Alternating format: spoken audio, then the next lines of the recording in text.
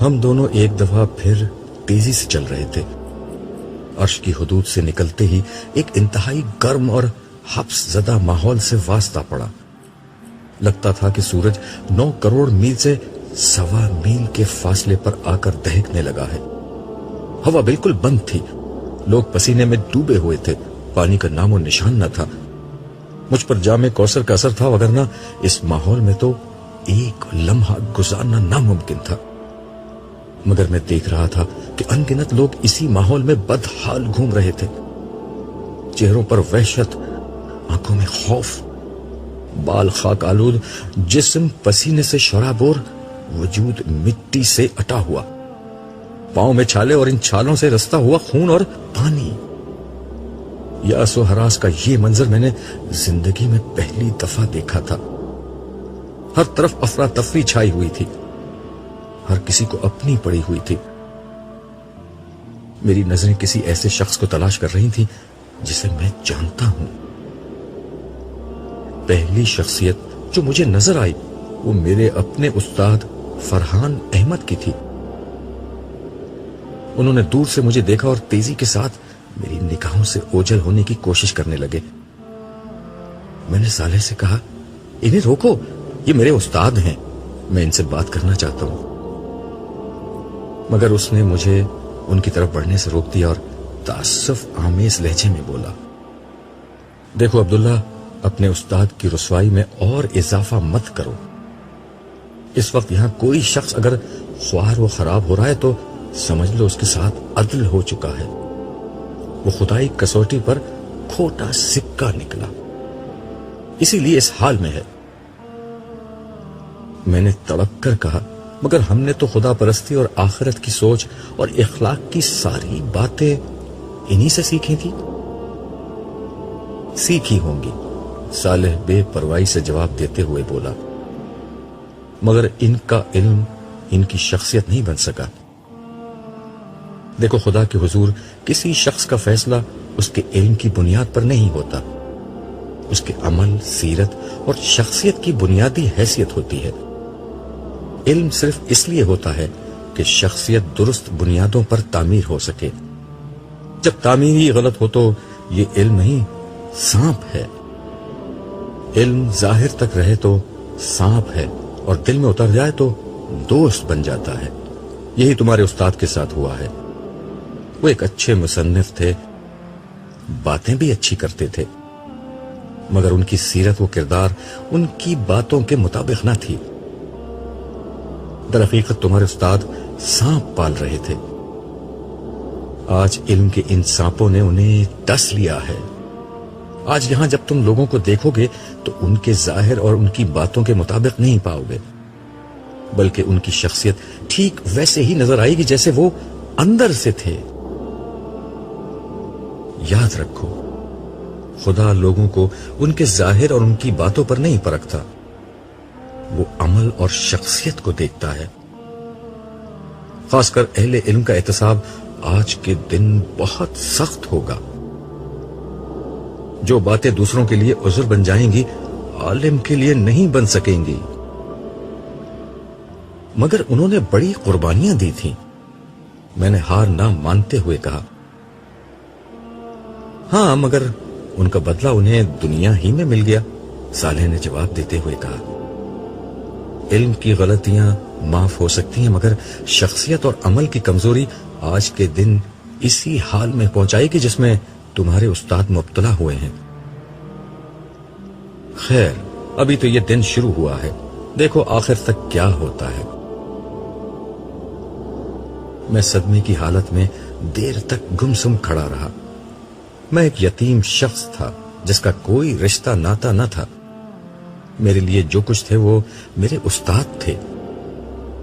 انہوں نے میری سرپرستی کی، مجھے علم سکھایا، میری شادی کروائی اور زندگی میں ایک مقصد دیا. جو شخص میرے لیے باپ سے زیادہ مقدم تھا، اسے اس حال میں دیکھ کر مجھے ایک شوق لگا تھا.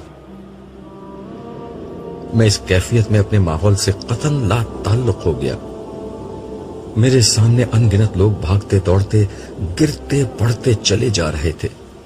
فضا میں شعلوں کے دہکنے کی آواز کے ساتھ لوگوں کے چیخنے چلانے، رونے پیٹنے اور آہوزاری کرنے کی آوازیں گونج رہی تھیں۔ میں نے گردن گھما کر صالح کی طرف دیکھا۔ اس کا چہرہ ہر قسم کے تاثر سے عاری تھا اور وہ مستقل مجھے دیکھے جا رہا تھا۔ میری توجہ اپنی طرف مبذول پا کر وہ بولا، عبداللہ، تم میدان حشر کے احوال جاننے کے شوق میں اپنی جگہ چھوڑ کر یہاں آئے ہو تو ایسے بہت سے مناظر ابھی تمہیں اور دیکھنے ہوں گے۔ میں تمہیں مزید صدمات سے بچانے کے لیے ابھی سے یہ بات بتا رہا ہوں کہ تمہاری بیوی، 3 بیٹیوں اور 2 بیٹوں میں سے تمہاری ایک بیٹی لیلا اور ایک بیٹا جمشید اسی میدان میں خوار و پریشان موجود ہیں۔ صالح کی یہ بات سن کر میرے پاؤں تلے سے زمین نکل گئی۔ مجھے چکر سا آ گیا اور میں سر پکڑ کر بیٹھ گیا۔ صالح میرے ساتھ ہی زمین پر خاموش بیٹھ گیا۔ میری آنکھوں سے مسلسل آنسو بہ رہے تھے، مگر یہاں کسی کو کسی کی کوئی پرواہ نہیں تھی۔ کوئی کیوں بیٹھا ہے، کیوں کھڑا ہے، کیوں لیٹا ہے، کیوں رو رہا ہے، کیوں چیخ رہا ہے، کیوں ماتم کر رہا ہے، یہ کسی کا مسئلہ نہیں تھا۔ آج سب کو اپنی ہی پڑی تھی۔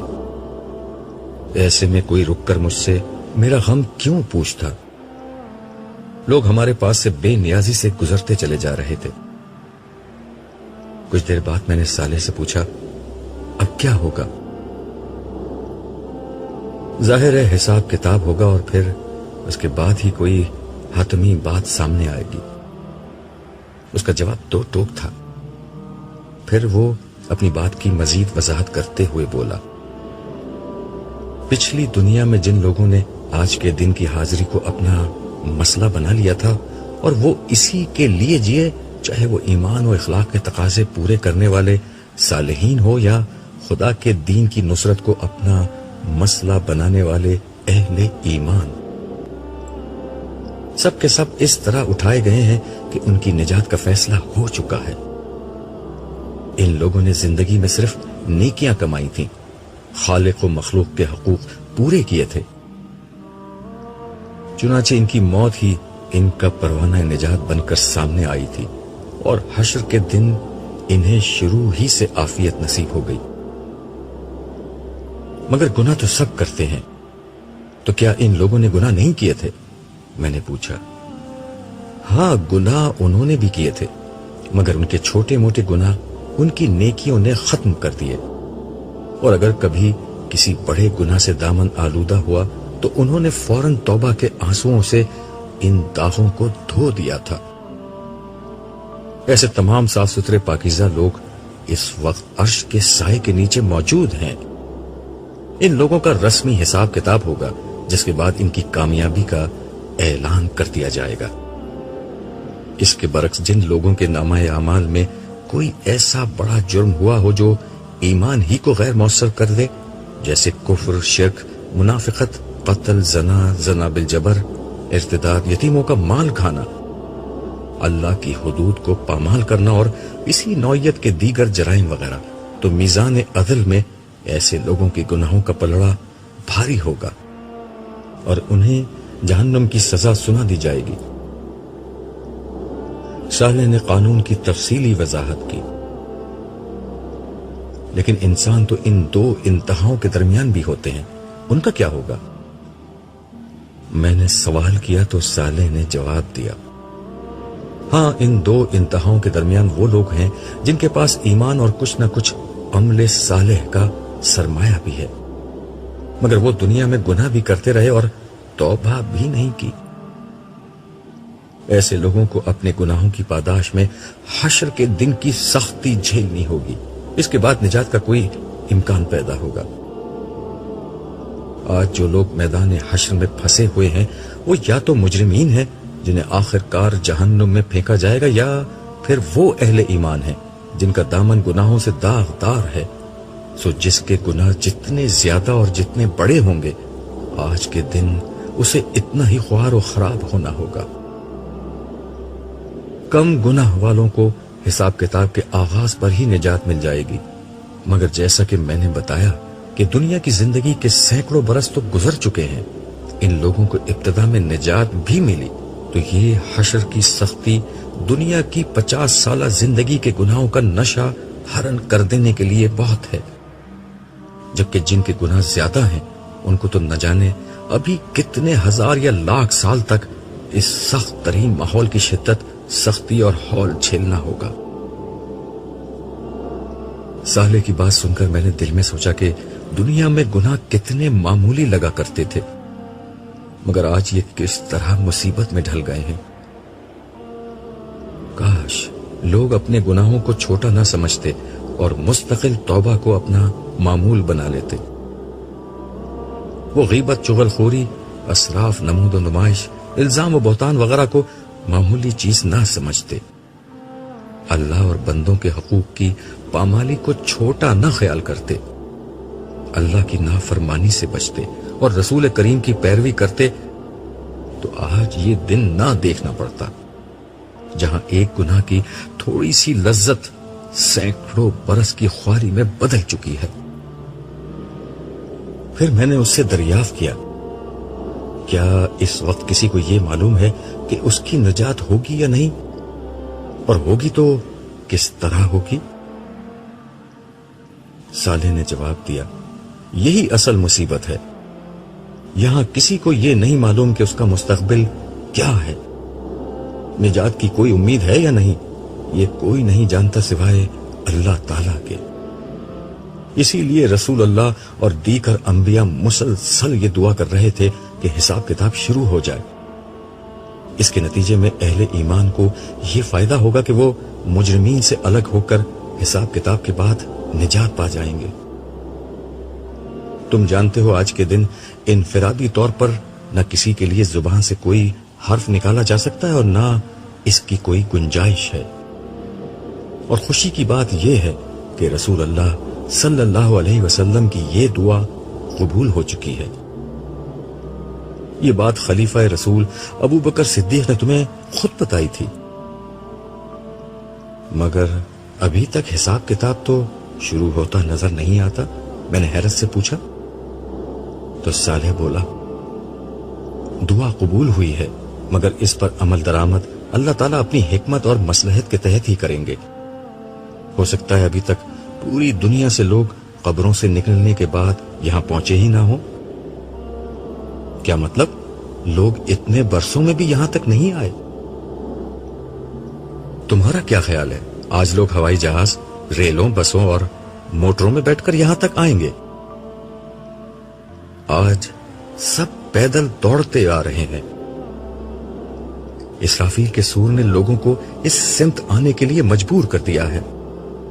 آج سمندر پاٹ دیے گئے ہیں اور پہاڑ ڈھا دیے گئے ہیں، اسی لیے لوگ سیدھا یہاں آ رہے ہیں، مگر ظاہر ہے پیدل آتے ہوئے وقت تو لگے گا۔ البتہ صالحین کے ساتھ فرشتے تھے جو انہیں فوراً یہاں لے آئے۔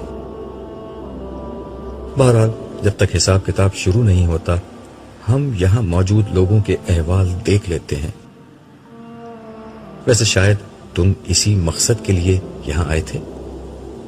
صالح نے یہ الفاظ کہے اور میرے جواب کا انتظار کیے بغیر میرا ہاتھ تھامے آگے بڑھنے لگا۔ اس وقت شدید گرمی سے چہرے تپ رہے تھے، ہر طرف گرد و غبار اڑ رہا تھا، لوگ گروہوں کی شکل میں اور تنہا تنہا ادھر سے ادھر پریشان گھوم رہے تھے۔ میری متلاشی نظریں اپنے کسی شناسہ کو ڈھونڈ رہی تھی، مگر کہیں کوئی شناسہ صورت نظر نہیں آ رہی تھی۔ اچانک ایک طرف سے ایک لڑکی نمودار ہوئی اور قبل اس کے کہ میں اس کی شکل دیکھ پاتا وہ میرے قدموں میں گر کر بے بسی سے رونے لگی۔ میں نے قدرے پریشانی سے صالح کی سمت دیکھا۔ اس نے سپاٹ لہجے میں لڑکی سے کہا، کھڑی ہو جاؤ۔ اس کے لہجے میں نہ جانے کیا تھا کہ میری ریڑھ کی ہڈی میں سنسناہٹ ہونے لگی۔ لڑکی بھی سہم کر کھڑی ہو گئی۔ میں نے اس کا چہرہ دیکھا، یہ چہرہ خوف، اندیشے اور غم کے سایوں سے سیاہ پڑ چکا تھا، چہرے اور بالوں پر مٹی پڑی ہوئی تھی، پیاس کے مارے ہونٹوں پر پپڑیاں جمی ہوئی تھیں اور وحشت زدہ آنکھوں میں خوف و دہشت کا رنگ چھایا ہوا تھا۔ کرب کی ایک لہر میرے وجود کے اندر اتر گئی۔ میں نے اس چہرے کو جب پہلی دفعہ دیکھا تھا تو بے ساختہ چشمے بددور کہا تھا. گورا رنگ، کھڑا کھڑا ناک نقشہ، کتابی چہرہ، گلابی ہونٹ، نیلی آنکھیں اور گہرے سیاہ بال. خدا نے اس چہرے کو قدرتی حسن سے اس طرح نوازا تھا کہ زیب و زینت کی اسے حاجت نہ تھی. مگر آج یہ چہرہ بالکل بدل چکا تھا. ماضی کا جمال روز حشر کے حزن و ملال کی تہ میں کہیں دفن ہو چکا تھا. سراپا حسرت، سراپا وحشت، سراپا اذیت اور مجسم ندامت. یہ وجود کسی اور کا نہیں، میرے چہیتے بیٹے جمشید کی بیوی اور اپنی بڑی بہو ہما کا تھا، جو حسرت و یاس کی ایک زندہ تصویر بن کر میرے سامنے کھڑی تھی. ابو جی مجھے بچا لیجئے، میں بہت تکلیف میں ہوں. یہاں کا ماحول مجھے مار ڈالے گا. میں نے ساری زندگی کوئی تکلیف نہیں دیکھی، مگر لگتا ہے کہ اب میری زندگی میں کوئی آسانی نہیں آئے گی. اللہ کے واسطے مجھ پر رحم کیجئے. آپ اللہ کے بہت محبوب بندے ہیں، مجھے بچا لیجئے. یہ کہتے ہوئے ہما ہچکیاں لے کر رونے لگی. جمشید کہاں ہے؟ میں نے ڈوبے ہوئے لہجے میں دریافت کیا. وہ یہیں تھے، وہ بھی آپ کو ڈھونڈ رہے ہیں. مگر یہ اتنی بڑی جگہ ہے اور اتنے سارے لوگ ہیں، کسی کو ڈھونڈنا ناممکن ہے. ان کا حال بھی بہت برا ہے. وہ مجھ سے بہت ناراض تھے. انہوں نے ملتے ہی مجھے تھپڑ مار کر کہا تھا کہ تمہاری وجہ سے میں برباد ہو گیا. ابو میں بہت بری ہوں. میں خود بھی تباہ ہو گئی اور اپنے خاندان کو بھی برباد کر دیا. پلیز مجھے معاف کر دیں اور مجھے بچا لیں. اللہ کا عذاب بہت خوفناک ہے، میں اسے برداشت نہیں کر سکتی. ہما فریاد کر رہی تھی اور اس کی آنکھوں سے آنسوؤں کی لڑیاں بہہ رہی تھی. میرے دل میں پدری محبت کا جذبہ جوش مارنے لگا. وہ بہرحال میری بہو تھی. مگر اس سے پہلے کہ میں کچھ کہتا، سالے اسی سپاٹ لہجے میں بولا، یہ بات تمہیں دنیا میں سوچنی چاہیے تھی ہما بی بی. آج تمہاری عقل ٹھکانے آ گئی ہے. مگر یاد ہے دنیا میں تم کیا تھیں؟ تمہیں شاید یاد نہ آئے، میں یاد دلاتا ہوں. یہ کہتے ہوئے سالے نے اشارہ کیا اور یک لخت ایک منظر سامنے نظر آنے لگا. یہ جمشید اور ہما کا کمرہ تھا. مجھے لگا میرے ارد گرد کا ماحول غائب ہو چکا ہے اور میں اسی کمرے میں ان دونوں کے ہمراہ موجود ہوں اور براہ راست سب کچھ دیکھ اور سن رہا ہوں. جمشید، اب میں اس ملک میں نہیں رہ سکتی. اب ہمیں کسی ویسٹرن کنٹری میں شفٹ ہو جانا چاہیے. ڈریسنگ ٹیبل کے سامنے بیٹھی ہوئی ہما نے اپنے کٹے ہوئے بالوں کو برش کرتے ہوئے کہا. جمشید بیڈ پر لیٹا ٹی وی دیکھ رہا تھا. اس نے کوئی جواب نہیں دیا. تم نے سنا جمشید میں نے کیا کہا؟ یس، میں نے سن لیا، لیکن میرا پورا خاندان یہاں ہے. میں انہیں چھوڑ کر کیسے جاؤں؟ بالکل ویسے ہی جیسے تم ان کا گھر چھوڑ کر میرے ساتھ الگ ہو چکے ہو. یہاں کی بات اور ہے. میں ہفتے میں ایک دفعہ جا کر ان سے مل تو لیتا ہوں. دوسرا یہ کہ فورن ٹرپ تو ہم ہر سال ہی کر لیتے ہیں. پھر ہمیں باہر شفٹ ہونے کی کیا ضرورت؟ نہیں، اب بچے بڑے ہو رہے ہیں. میں چاہتی ہوں کہ ان کی پرورش باہر ہی ہو. لیکن میں یہ چاہتا ہوں کہ میرے بچے میرے ماں باپ کی صحبت کا فائدہ اٹھائیں. میں تو اپنے ماں باپ کی نیکی کا کوئی حصہ نہیں پا سکا، لیکن کم از کم میری اولاد تو نیک ہو. انہی کی صحبت سے تو میں اپنی اولاد کو بچانا چاہتی ہوں. میرے ایک بچے کو بھی اپنے ددیال کی ہوا لگ گئی تو اس کی زندگی خراب ہو جائے گی. اس کے ساتھ ہی فون کی گھنٹی بجی. جمشید نے فون اٹھایا. جمشید نے اچھا کہہ کر ریسیور نیچے رکھ دیا اور ہما کو مخاطب کر کے کہا، تمہارے پاپا ہمیں نیچے بلا رہے ہیں. پھر ہما کی بات کا جواب دیتے ہوئے بولا، تم آخر میرے ماں باپ کے بارے میں اتنی نیگیٹو کیوں ہو؟ انہوں نے میری خوشی کی خاطر تمہیں بہو کے طور پر قبول کیا، حالانکہ تمہارے انداز و اطوار انہیں بالکل پسند نہ تھے. तुम मुझे लेकर अलग हो गई तब भी उन्होंने बुरा नहीं माना। बस बस रहने दो, हुमा तिनक कर बोली। उन्हें मेरे अंदाज व अतवार नापसंद थे, मगर तुम मेरे इश्क में दीवाने हो रहे थे, इसलिए उन्होंने मजबूरन तुम्हें मुझसे शादी की इजाजत दी। तुम उनसे अलग होकर यहां ज्यादा अच्छी जिंदगी गुजार रहे हो, पापा के बिजनेस में शरीक हो, करोड़ों में खेलते हो। जमशेद, मुझसे शादी करके तुम सरासर फायदे में रहे हो, तुमने कोई नुकसान नहीं उठाया। पता नहीं क्यों तुम्हारी बातें सुनकर कभी कभी अब्बू की याद आ जाती है कि नफा और नुकसान का फैसला आखिरत के दिन होगा। यार, ये फजूल मजहबी बातें खत्म करो, मुझे इनसे चिढ़ आती है। कोई क़यामत वगैरह नहीं आनी, लाखों बरस से दुनिया का सिस्टम ऐसे ही चल रहा है। If you are smart, powerful and wealthy, you are the winner. All others are losers and idiots. And you know this judgement day talk is nothing but rubbish. वैसे फॉर योर काइंड इंफॉर्मेशन, मेरे पापा ने अपने पीर साहब से ये guarantee ले रखी है कि कयामत में वो उन्हें बख्शवा देंगे। उनको बहुत पैसा देते हैं मेरे पापा। हाँ, जिस तरह नाजायज मुनाफाखोरी, कानून की खिलाफ वर्जी और दीगर हराम जराए से पैसा कमाते हैं, उसको कहीं तो पाक करना होगा। मुझे सब मालूम है तुम्हारे पापा और चौधरी मुख्तार साहब कई बिजनेस में पार्टनर्स हैं और 2 नंबर के हथकंडों से पैसा कमाते हैं। अच्छा, इतना ही हलाल हराम का ख्याल है तो छोड़ दो पापा का बिजनेस। बिजनेस तो छोड़ दूं, मगर तुम्हें कैसे छोड़ूं? मुझे मालूम है कि इसके बाद जॉब करने से ना तुम्हारे खर्चे पूरे होंगे और ना मैं तुम्हारा लिविंग स्टैंडर्ड मेंटेन कर सकूंगा। तुम्हारे इश्क ने मुझे कहीं का ना छोड़ा, मगर ना मैं जिस खानदान से हूं वहां हलाल और हराम ही सब कुछ है। इसीलिए इतनी मिडिल क्लास जिंदगी गुजार रहे हैं वो लोग।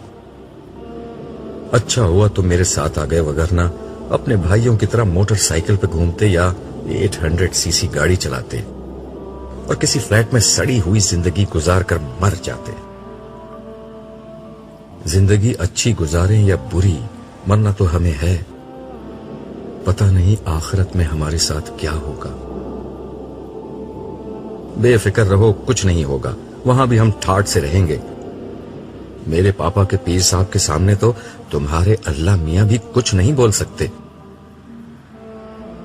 कलमा कुफर तो मत बको। और अल्लाह मेरा कहां रहा है? जब मैं अल्लाह का नहीं रहा तो वो मेरा कैसे रहेगा? ये जुमला कहते हुए जमशेद का लहजा भर रह गया और उसकी आंखों में नमी आ गई, मगर हुमा उसके बहते हुए आंसुओं को नहीं देख सकी। उसका सारा ध्यान आईने की तरफ था। अब वो अपने मेकअप से फारिग हो चुकी थी, इसलिए ड्रेसिंग टेबल के सामने से उठते हुए बोली, अच्छा छोड़ो ये फजूल बातें, नीचे चलो, पापा इंतजार कर रहे होंगे।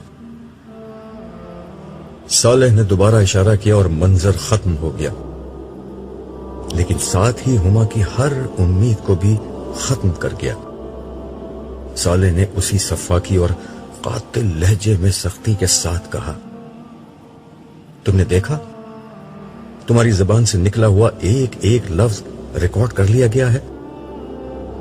तो जाओ हुमा बीबी, अपने पीर साहब को ढूंढो जो तुम्हें बख्शवा सकते हैं और जिनके सामने अल्लाह ताला भी। साले ने जुमला अधूरा छोड़ दिया, मगर हुमा के अल्फाज दोहराते वक्त उसके लहजे में जो गज़ब आ गया था, उससे मैं खुद दहल कर रह गया। हुमा भी बुरी तरह खौफजदा हो गई। इससे पहले कि साले कुछ और कहता, वो रोती चीखती हुई वहां से भाग गई। इस मंजर में जमशेद को देखकर मेरी हालत फिर डामाडोल हो चुकी थी। जाहिर है कि हुमा की तरह वो भी सख्तियों भरे मैदान में परेशान हाल फिर रहा होगा। मैं सोच रहा था कि जमशेद इसी हाल में मेरे सामने आ गया तो मैं क्या करूंगा।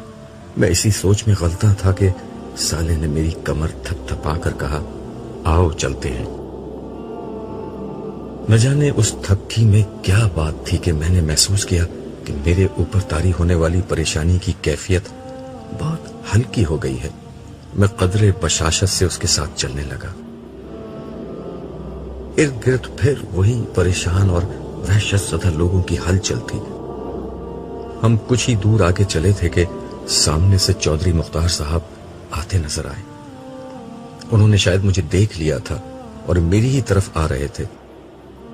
چودھری صاحب میرے بیٹے جمشید کے سسر کے بزنس پارٹنر تھے۔ اس حیثیت سے میری ان سے رسمی واقفیت تھی۔ میرے قریب آتے ہی انہوں نے مجھ سے گلے ملنے کی کوشش کی، جسے صالح نے ہاتھ آگے بڑھا کر یہ کہتے ہوئے ناکام بنا دیا، دور رہ کر بات کرو۔ اس کا لب و لہجہ اتنا درست تھا کہ مجھے بھی اس سے اجنبیت محسوس ہونے لگی۔ اپنی اس رسوائی کے باوجود چودھری صاحب کے جوش میں کمی نہ آئی۔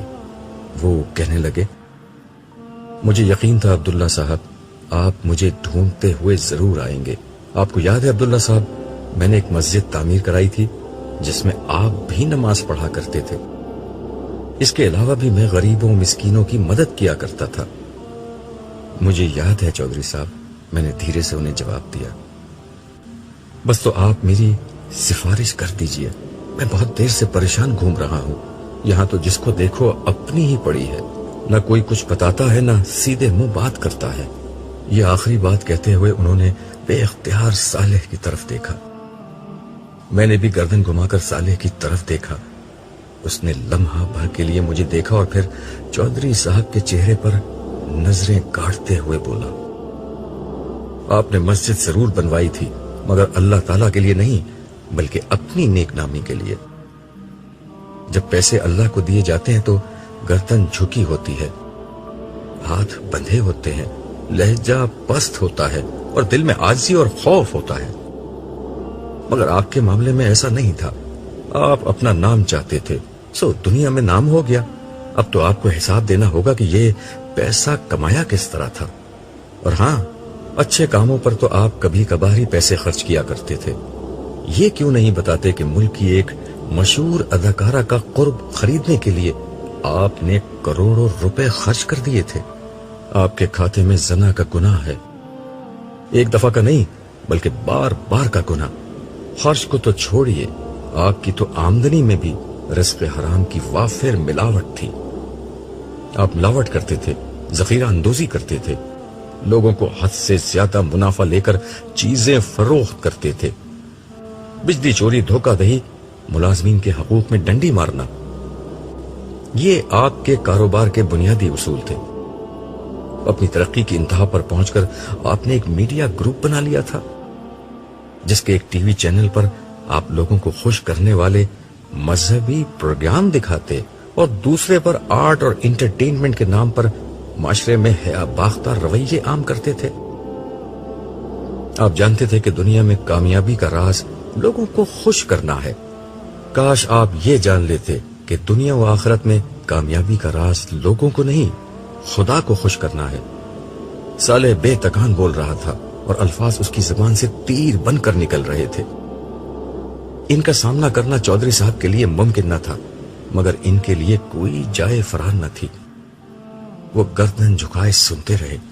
صالح کے لب و لہجے کی سختی نے چودھری صاحب کے چہرے پر تاریکی پھیلا دی تھی، مگر اس نے اس پر بس نہیں کیا اور کہنے لگا، ذرا پیچھے دیکھیے چودھری صاحب، آپ کے پیچھے آپ کی محبوبہ بھی کھڑی ہے۔ چودھری صاحب گھبرا کر پیچھے پلٹے۔ میں نے بھی نظر اٹھا کر چودھری صاحب کے پیچھے دیکھا۔ سامنے ایک انتہائی مکروہ شکل و صورت کی بوڑھی عورت کھڑی تھی، جس کے جسم سے بدبو کے بھپکے اٹھ رہے تھے۔ صالح نے میری پشت پر ہاتھ رکھا، جس کے بعد مجھے یہ ناقابل برداشت بدبو آنا بند ہو گئی، لیکن چودھری صاحب کے لیے یہ بدبو ابھی تک باقی تھی۔ وہ بد شکل بڑھیا چودھری چودھری کہتے ہوئے آگے بڑھی۔ اس بڑھیا کے قرب سے خوف زدہ ہو کر چودھری صاحب پیچھے ہٹنے لگے اور پھر بے اختیار بھاگنے لگے۔ وہ عورت یا بلا جو بھی تھی ان کے پیچھے ہاتھ پھیلا کر دوڑنے لگی۔ یہ عورت کون تھی؟ ان کے دور جانے کے بعد میں نے صالح سے پوچھا، یہ چودھری صاحب کی وہ داشتہ اور تمہارے زمانے کی مشہور اداکارہ، رقاصہ اور ماڈل چمپا تھی۔ صالح نے اس بد شکل عورت کا تعارف کرایا تو میں نے حیرت سے کہا، چمپا؟ مگر وہ تو بہت خوبصورت تھی، اور لوگ اس کے حسن کی مثالیں دیا کرتے تھے. ہاں، مثالیں دینے کے علاوہ اسے اپنا آئیڈیل بھی بناتے تھے. اب دیکھ لو لوگوں کے اس آئیڈیل کی شکل کیسی ہو چکی ہے. یہ عورت اپنے بھڑکیلے اور نیم اریا رقصوں سے معاشرے میں فحاشی پھیلاتی تھی. اب خدا کا فیصلہ یہ ہے، جن دلوں پر راج کرتی تھی جہنم میں انہی لوگوں پر اسے عذاب بنا کر مسلط کر دیا جائے. صالح نے ہنستے ہوئے جواب دیا. میں دل میں سوچنے لگا کہ میرے زمانے میں فحاشی شاید انسانی تاریخ میں سب سے زیادہ بڑھ چکی تھی. ٹیلی ویژن نے گھر گھر اس طرح کی اداکاراؤں کے جلوے بکھیر دیے تھے. اس دور کے تمام معاشروں نے فحاشی اور عریانی پھیلانے والی ایسی خواتین کو عزت کے بلند ترین مقام پر بٹھا دیا تھا. فلمی اداروں اور ٹی وی چینلز کے مالکان کے نزدیک وہ عورتیں مال کمانے کا سب سے سستا اور آسان ذریعہ تھی، جن کے فحش رقصوں، دلربا اداؤں اور کم لباسی کو بیچ کر یہ لوگ اپنی دولت میں اضافہ کیا کرتے تھے. نوجوان ان کے دیوانے تھے اور اپنے ہونے والی بیویوں میں ان کی صورتیں اور نخرے تلاش کرتے تھے. لڑکیاں انہی کے انداز و لباس کی نقل کر کے خود کو سنوارا کرتی تھیں. انہی کی وجہ سے شریف مگر عام شکل و صورت والی کتنی ہی لڑکیاں معاشرے میں بے وقت ہو گئی تھیں. ان میں سے کتنی تھیں جو اپنے آنگن میں بہاروں کی راہ تکتے تکتے سفید بالوں کی خزاں رخ تک جا پہنچی، اور کتنی تھیں جو معاشرے کی ناقدری کے داغ کو اپنی شرافت کی چادر میں چھپائے دنیا سے رخصت ہو جاتی تھی. میرے چہرے پر دکھ کے آثار واضح تھے. یہ آثار صالح نے پڑھ لیے تھے. وہ میرا ہاتھ تھامے خاموشی سے ایک طرف بڑھنے لگا. پھر کچھ دیر بعد ایک جگہ ٹھہر کر بولا، خدا نے تمہارے دکھوں کو دور کرنے کا ایک انتظام کیا ہے، مگر بہتر ہوگا کہ اسے دیکھنے سے قبل گزری ہوئی دنیا کا یہ منظر بھی دیکھ لو. اس کی زبان سے یہ الفاظ نکلے ہی تھے کہ میرے سامنے ایک منظر فلم اسکرین کی طرح چلنے لگا. مجھے لگا کہ میں اس منظر کا ایک حصہ ہوں اور بیان ہوئے بغیر بھی ہر حقیقت سمجھ رہا ہوں. صبح کی روشنی کھڑکی پر پڑے پردوں کو خاطر میں نہ لاتے ہوئے کمرے کے اندر داخل ہونے لگی تھی. کالج جانے کا وقت ہو رہا تھا، مگر شائستہ کی ہمت نہیں ہو رہی تھی کہ اس سردی میں بستر سے نکلے اور کالج جانے کی تیاری کرے.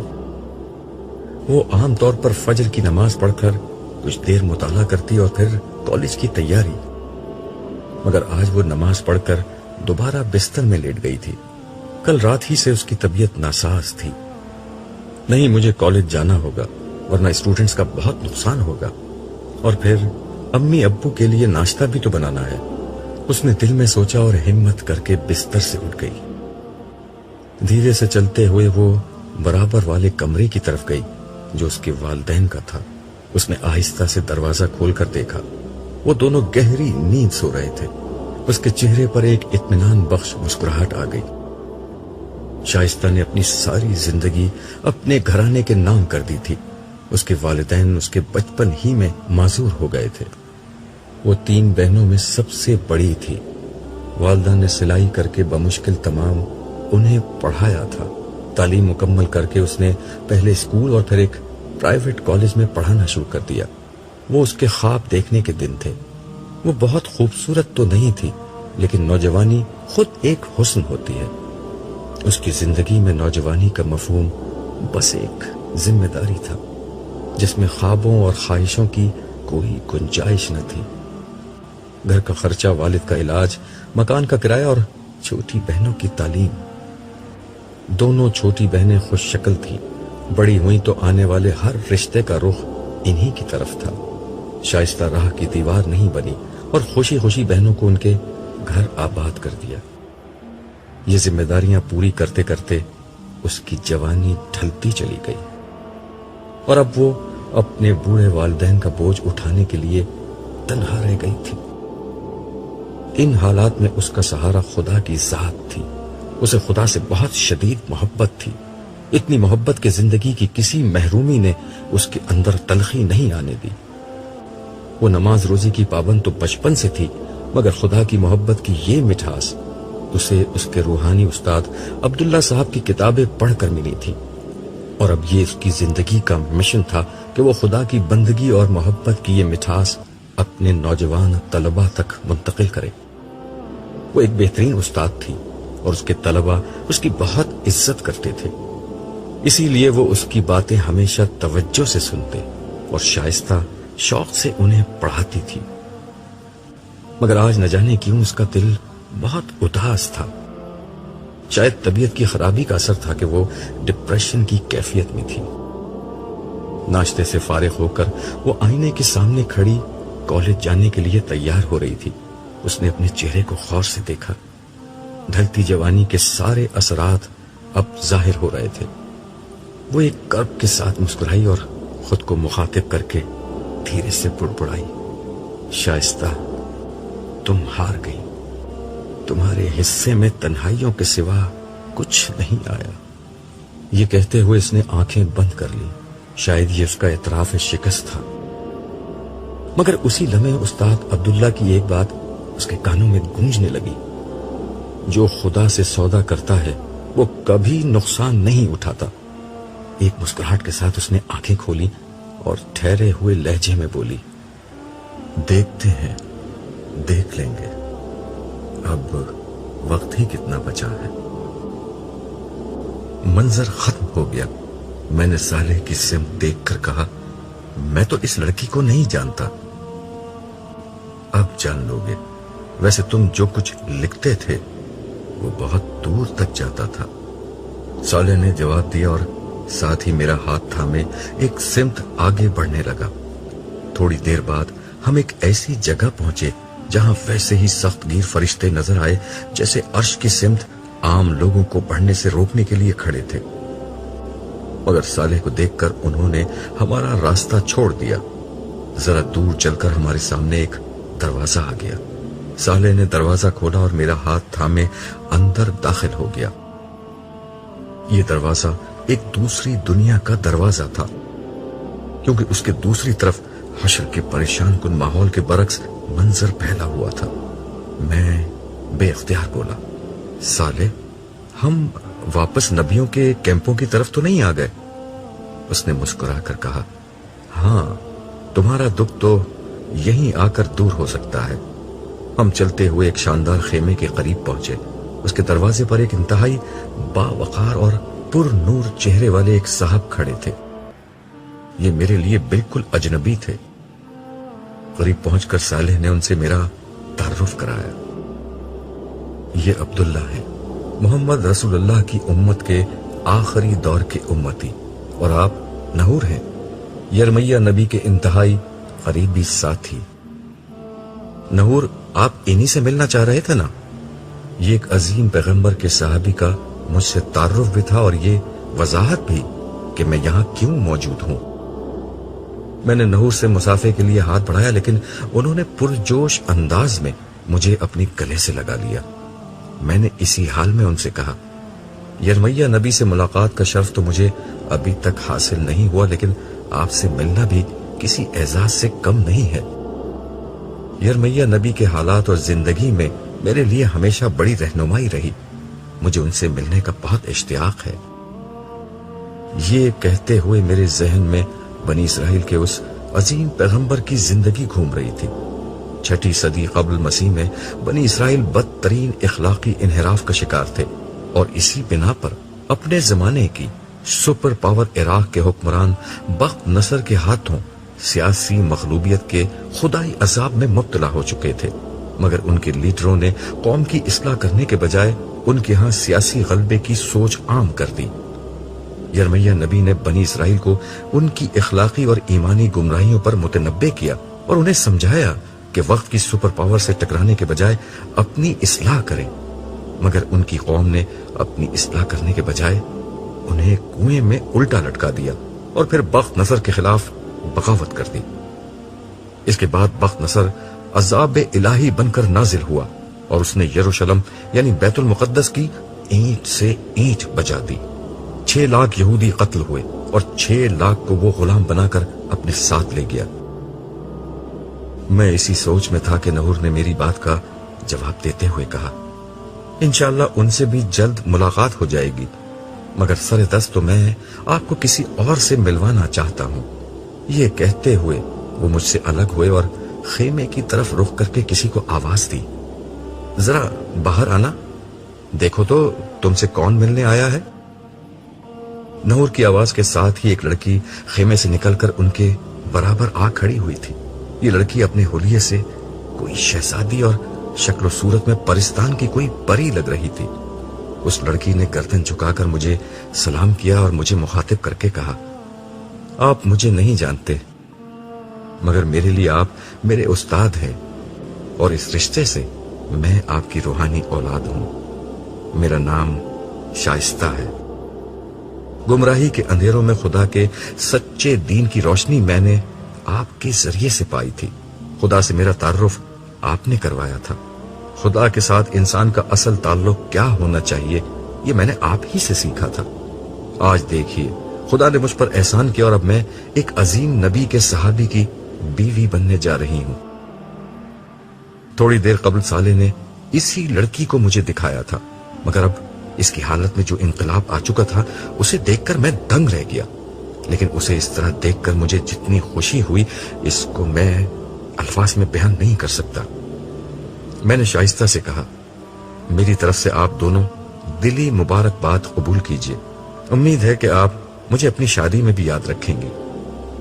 کیوں نہیں، آپ کو تو بلانے کا مقصد ہی نہور کو یہ بتانا تھا کہ میرے میکے والے کوئی معمولی لوگ نہیں ہیں، اس نے ہنستے ہوئے جواب دیا۔